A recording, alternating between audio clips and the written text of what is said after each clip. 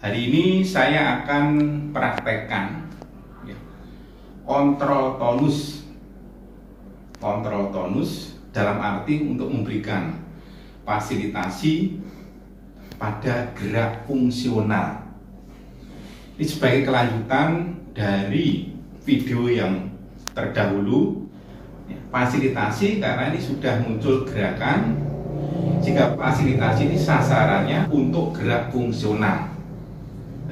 Nah, gerak fungsional yang hendak dicapai minimal fungsional dasar, yaitu dari berbaring terlentang ke miring, miring ke duduk, kemudian duduk ke berjalan.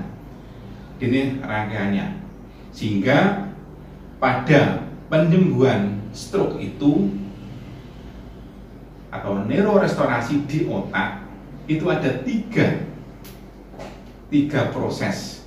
Pertama adalah proses dan restitusi atau pemulihan di otak. Di pemulihan artinya pada otak neuron yang mengalami lesi pada area penumbra itu bisa diaktifasi sehingga bisa aktif kembali memberikan gerakan yang benar. Di pemulihan pada neuron-neuron lesi di area penumbra dan area umbra dan area asi permanen. Kemudian mekanisme yang kedua adalah pemberian stimulasi atau fasilitasi gerak ini untuk tujuan substitusi, menggantikan di area otak yang homolog yang fungsinya bersama, letaknya berdekatan, itu menggantikan, melakukan substitusi dengan memperbaiki jaras-jaras yang berfungsi sebagai jaras ekstrapiramidal, ya, sehingga terjadi gerakan presinapsis dan sebagainya, dengan tujuan adalah substitusi atau menggantikan neuron yang lesi. Dan yang ketiga adalah kompensasi. Artinya kalau gerakan sudah tidak dapat diperbaiki, maka tubuh dari anggota yang sehat melalui mekanisme gerak di otak akan melakukan kompensasi gerak. Sekarang saya akan bicara tentang fasilitasi pada stroke stadium spastik. Kenapa kan spastik? Anda saya lihat ini spastisitasnya. Kalau saya tekuk seperti ini adalah tekuk. Nah, ini mulai hambatan gerak. Ini adalah spastisitasnya muncul. Angkat coba Pak. Angkat. Nah, ya. Ini sudah bagus karena terlatih. Ini spastisitas. Kalau saat tes saya katakan dengan skala Ashworth, spastisitas ini dengan saya paksa gorong, mulai dari awal sampai akhir gerakan ada, tapi grade-nya beda-beda.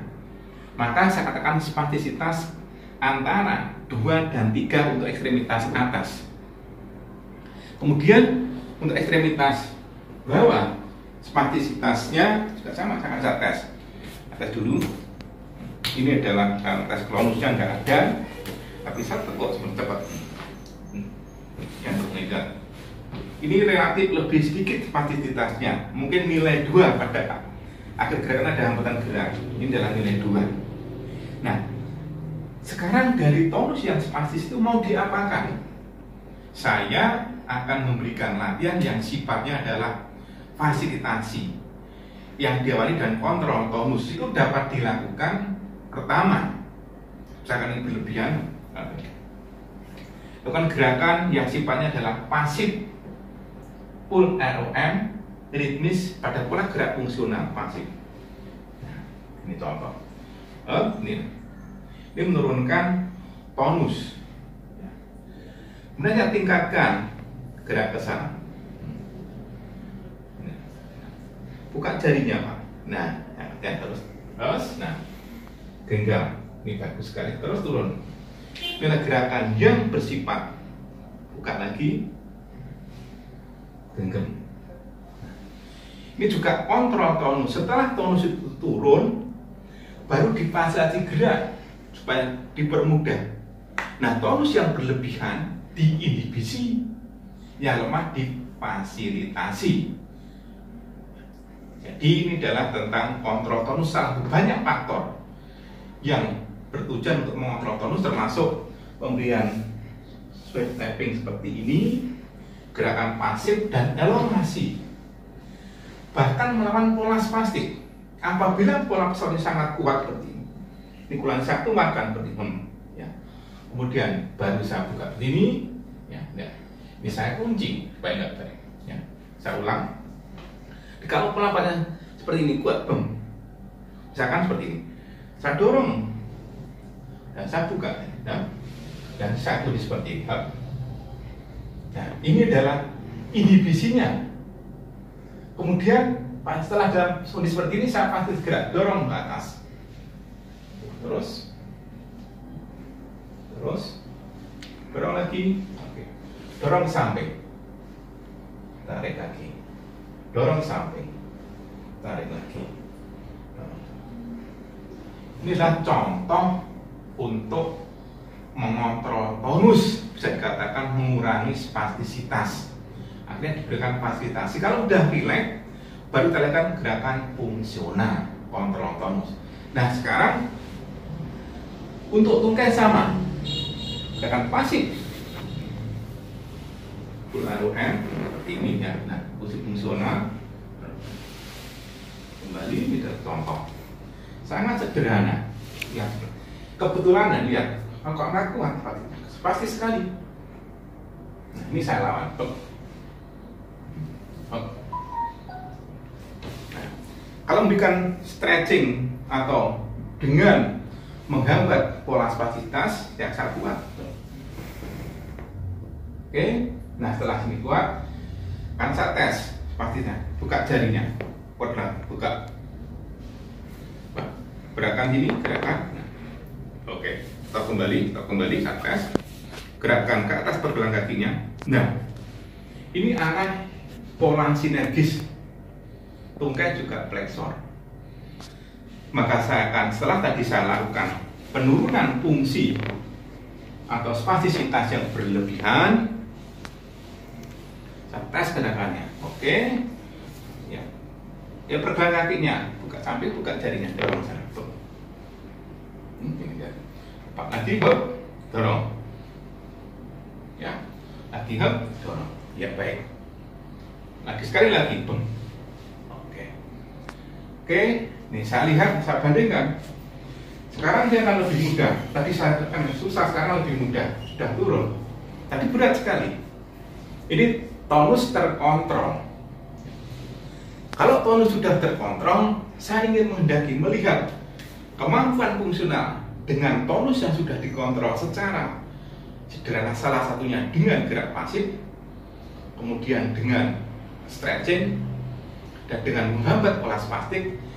Akan tes, Pak Robert, coba miring ke sisi kanan saja, biasa spontan, stop, lagi Pak. Oke, kembali. Nah, sekarang Bapak miring ke sini Pak. Oke, baik. Ya. Ini masih kita lihat gerak motoris selalu dimulai dari proksimal.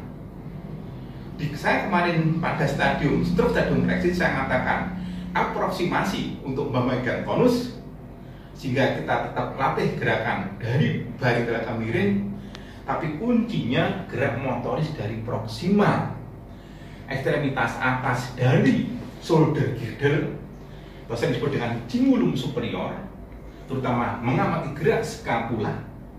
Pada waktu dia tidur atau baring terlentang ke miring, ya, seolah saya meluk guling Pak.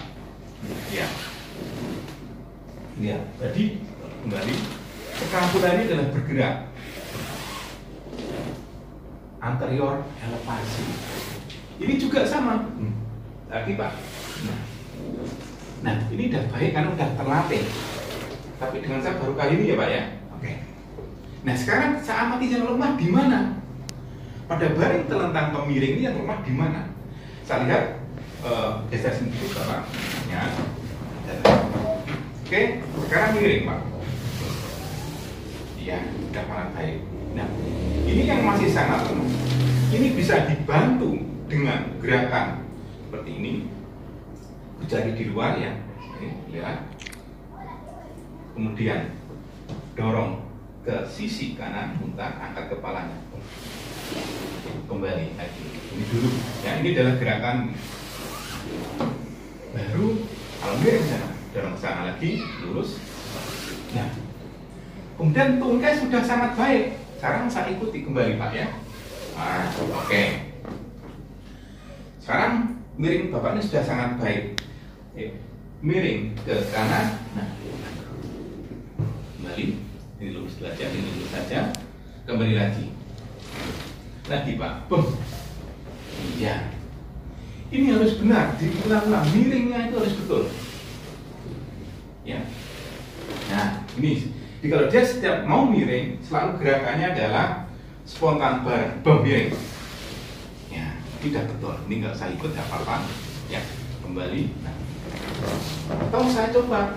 Tadi saya katakan yang lemah adalah bahunya untuk gerakan antara elevasi. Antara elevasi. Saya suruh dorong miring Pak, dorong. Miring, ayo ikuti. Ini masih terpengaruh oleh yang kembali lagi. Dorong ayo miring Pak. Nah lihat. Jadi kalau gerakan miring sudah benar, lihat, aktivitas berikutnya akan mudah. Nah, gerakan miring tadi saya amati. Ya, dorong, dorong, oke, dorong, bagus, tekuk, gerakan miring Bapak. Ya. Kalau lemah tadi, misalkan saya jumpai di skapula, ya kita fasilitasi gerakan skapulanya. Saya selalu ulang gerakan motoris dari proksimal, miring gerakannya ke sana. Saya lihat gerakan ke arah sana Pak. Oke, baik, ininya bahunya gerakan ini, ya. Oke, lemas tangannya seperti ini. Tarik Pak ini, tarik ke sana. Ya. Lagi tarik. Nah, lihat. Lemas Pak, rileks. Ini gerakan yang betul. Lemas, rileks Pak ya. Lemah Pak. Tarik kan hidung ini. Tarik pundaknya tarik. Tarik hidungnya ke sini. Oke, tarik Pak. Iya, satu. Terus. Terus. Nah, ini saya perkuat. Lagi Pak. Terus sampai sini. Iya, oke. Lagi, boom. Oh, baik. Ya, satu. Lagi. Dua. Lagi. Ya, oke. Sekarang saya tes pelvisnya. Karena untuk miring perlu gerakan ini. Pelvisnya saya tes. Tarik ke depan Pak sana. Iya. Lagi khusus ini tarik. Oke. Baik. Hop. Terus. Oke. Stop. Bapak. Stop relax. Untuk posisi miring ya Pak ya. Lihat. Ini gerakannya. Pelvis. Tarik. Boom. Iya. Baik. Tarik lagi. Ya. Tarik lagi.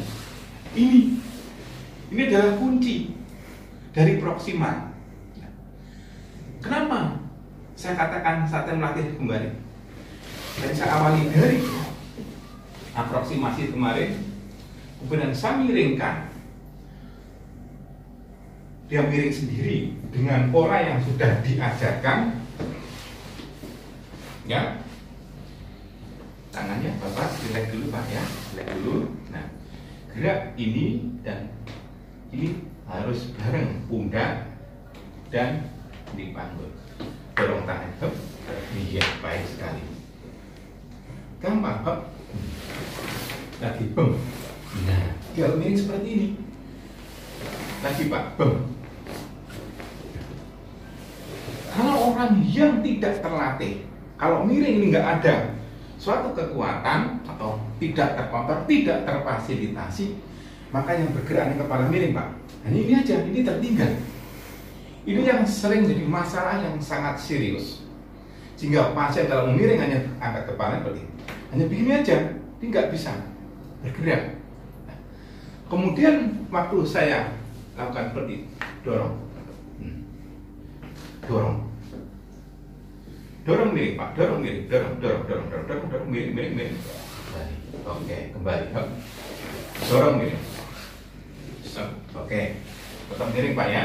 Nah, dari miring seperti ini, saya akan bawa ke pola duduk karena simple.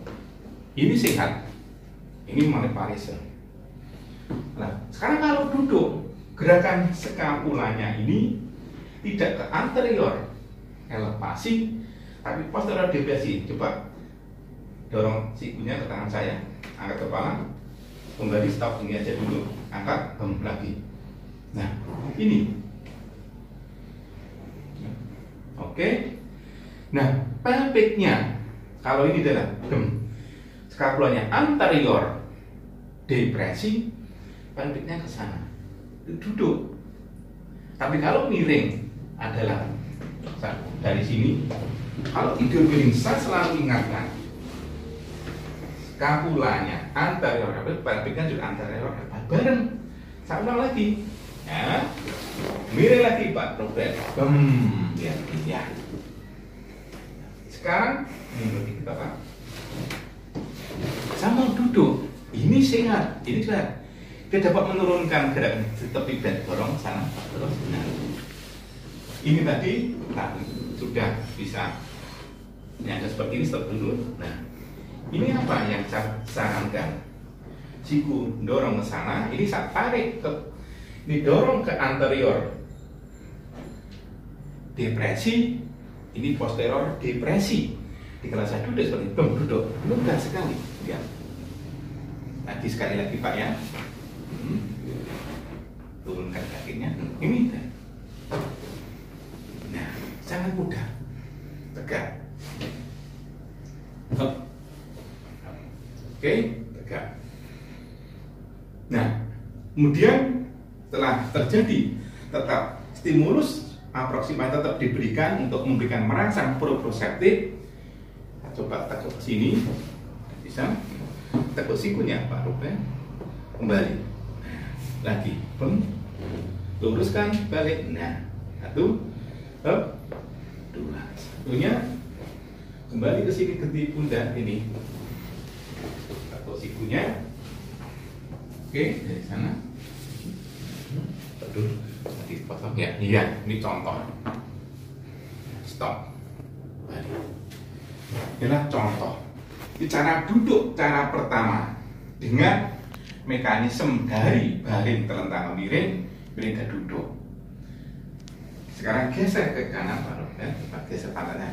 Nah, ya, baik, jangan lupa ini tetap geser ke kanan. Iya, baik. Stop. Nah, sekarang duduk yang kedua, Pak, tidur miring lagi. Nah, sini, sana. Tarik telentang. Oke, stop. Cara yang kedua, dengan menggunakan kemampuan gerakan skapula dan ekstremitas atas. Saya tes dulu. Tadi buka jarinya. Bagus sekali. Terus Pak, dorong. Oke. Sekarang genggam. Dorong. Angkat kepalanya. Kembali, stop. Baik. Dorong. Nah, seperti ini. Dorong. Oke. Nah, setelah dorong, saya sarankan sangat simpel. Saya suruh mendorong tangannya saat ini bisa seperti ini. Ya. Dorong lurus Pak, terus. Angkat kepalanya, terus. Taruh sini. Ini adalah atas duduk yang kedua. Saya ulang sekali lagi. Ya. Dorong. Terus dorong lurus sampai sikunya lurus, angkat kepala, dorong lurus, angkat jika kelihatan. Sangat sederhana. Ini pola yang benar. Jadi tidak betul kalau lagi Pak ya, maaf, mendudukkan pasien stroke sudah bisa menggenggam dengan baik. Ini tonusnya sangat terkontrol sebab sejak awal dia sudah berlatih di sini dengan siapa? Mas Tony ya. Ini dengan pola yang saya ajarkan. Nah, genggam seperti genggam kuat,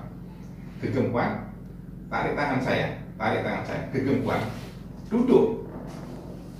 Susah, lebih susah Pak ya. Nah, ini nggak benar. Kembali duduknya boleh. Nah, nggak benarnya di mana? Sejak awal saya katakan bahwa stroke untuk mengaktifasi gerak-gerak dari proksimal dan gorengan. Kalau saya paksa dari distal, merusak pola gerak pola geraknya akan rusak. Atau Bapak tadi menarik seperti ini, biasa dia berjalan harus seperti ini atau seperti ini. Nah lihat, ini jalan pola yang nggak benar.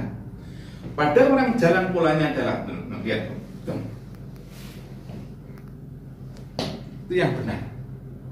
Maka sejak awal kuncinya baik dan tidaknya hasil latihan pada pasca stroke atau post stroke dalam fisioterapis harus punya pola gerak yang benar, yang bertujuan, dan yang fungsional. Saya harus tahu, harus paham, sehingga kalau datang pasien sudah dengan posisi sudah sangat susah mau diapakan, pola gerak yang sudah direstitusi dan sudah disubstitusi di otak tidak bisa dirubah, maka kata kuncinya baik dan tidaknya gerak stroke sangat tergantung oleh kemampuan fisioterapis. Inilah segera contoh sederhana aktivitas pada stroke. Sekarang saya ingin melihat kemampuan berjalan Bapak. Nah, ini tes saja dulu. Ya, turun ini baik-baik. Ini saya kemampuan berjalan, berdiri. Ya, tergantung seperti tegak, ya, tegak. Kayak kita sini ada di Pak Bapak. Lagi, ini ya baik. Ya, stop tegak. Oke. Lihat, pola flexor. Nah, berjalan yang benar pada waktu saya menyarankan, ini adalah seperti ini, menyarankan kaki yang ketumpai kanan maju, ya maju, stop dulu, ikuti saya, mundur lagi, ya, nah lihat, kaki kanan maju, lihat, mundur lagi, stop skapulan, kaki kanan maju. Mundur lagi. Sekarang kaki kanan maju lagi, jalan, bang. Nah lihat, up, stop kembali. Nah ini mundur, ini jelek, diseret. Kenapa? Kalau saya waktu Bapak ini angkat kaki kanan, stop. Nah ini otot gluteus mediusnya lemah, sehingga datanya dan ya tadi anggap.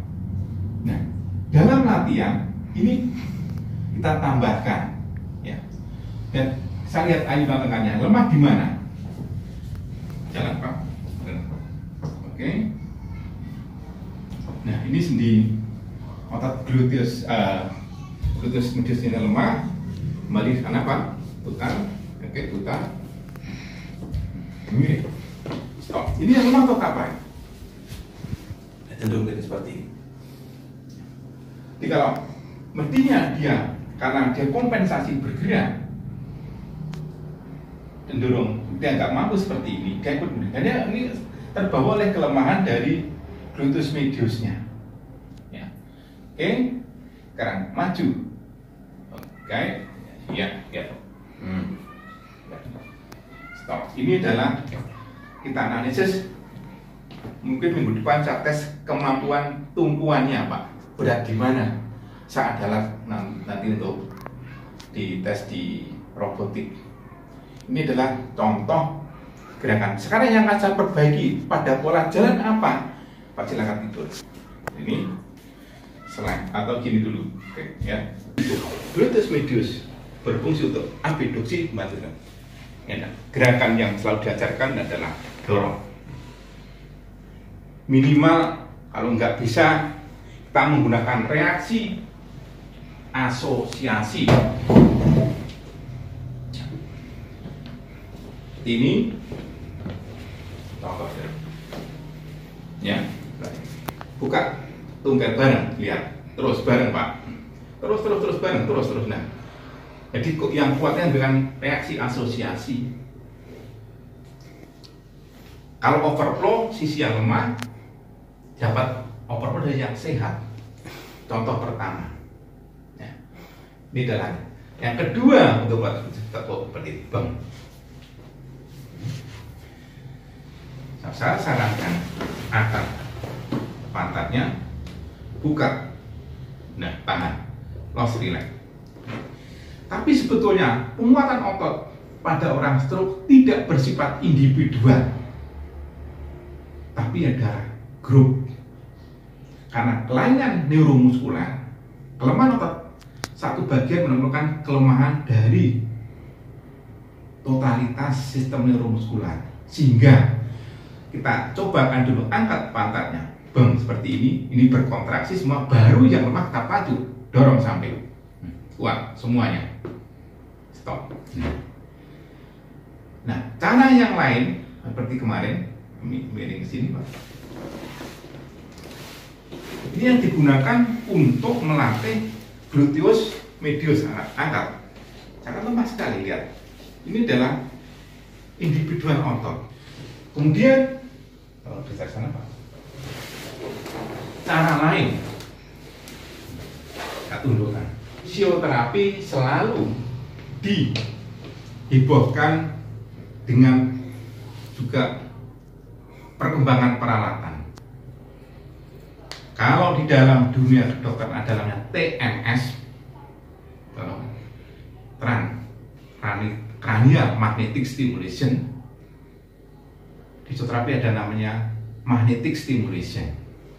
Akan saya coba untuk membuat stimulus pada gluteus medius untuk ikut membantu mengaktifasi fungsi motorik melalui stimulus saraf tepi, yaitu pada akar sarafnya.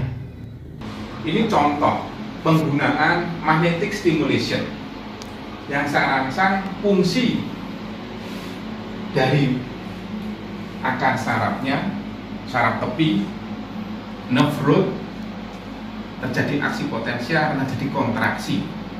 Distimulasi elektris tidak murni sebagai satu-satunya untuk membangkitkan tonus dengan peralatan elektris, karena ada magnetik stimulasi.